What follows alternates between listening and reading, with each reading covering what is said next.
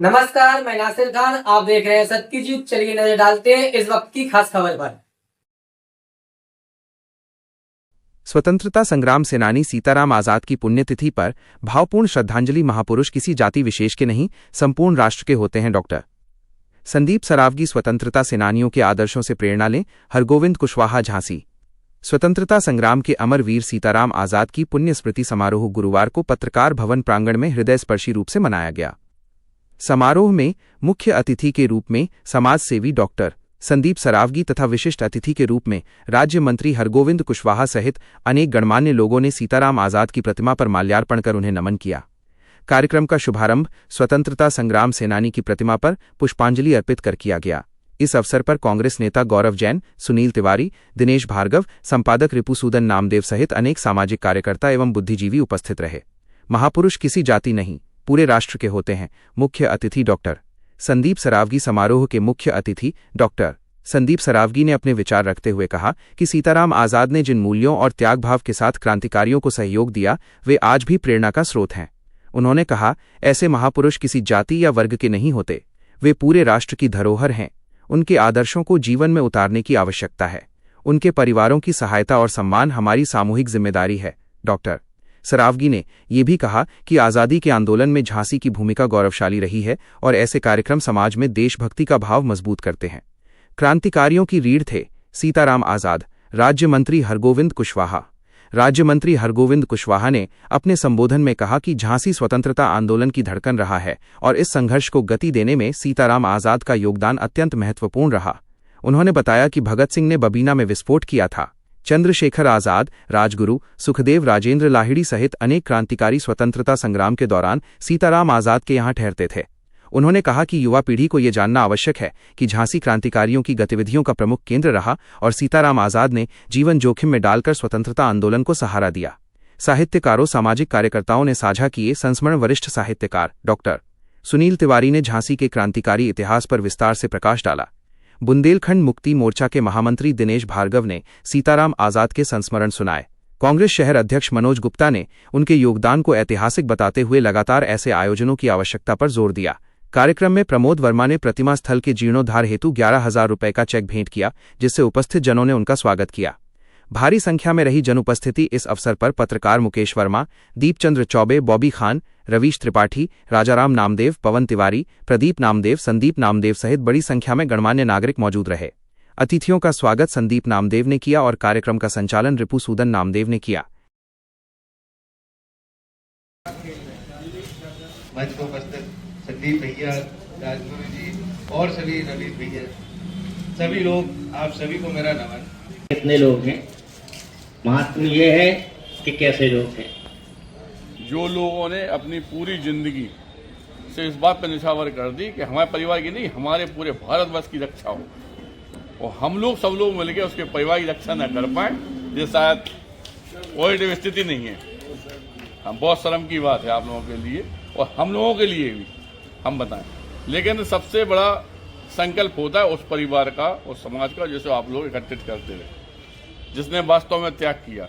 तो आप लोग अगर 10 संकल्प लेते हैं पूरी समाज के लोग मिलके, तो शायद हमारी समझ में पूरा झांसी, उत्तर प्रदेश, सारे लोग आपके संग में खड़े हों। और ये आपको लेना भी चाहिए, क्योंकि हम लोग हर बार हर साल यहीं बैठे और आज ये हैं, कल ये भी नहीं है इस पृथ्वी पे। आज वो थे, वो भी नहीं है इस पृथ्वी पे, कल हम भी नहीं रहेंगे इस पृथ्वी पे। लेकिन जो हम लोगों को करना चाहिए वो हम नहीं कर रहे और इस चीज़ के खिलाफ है साहब।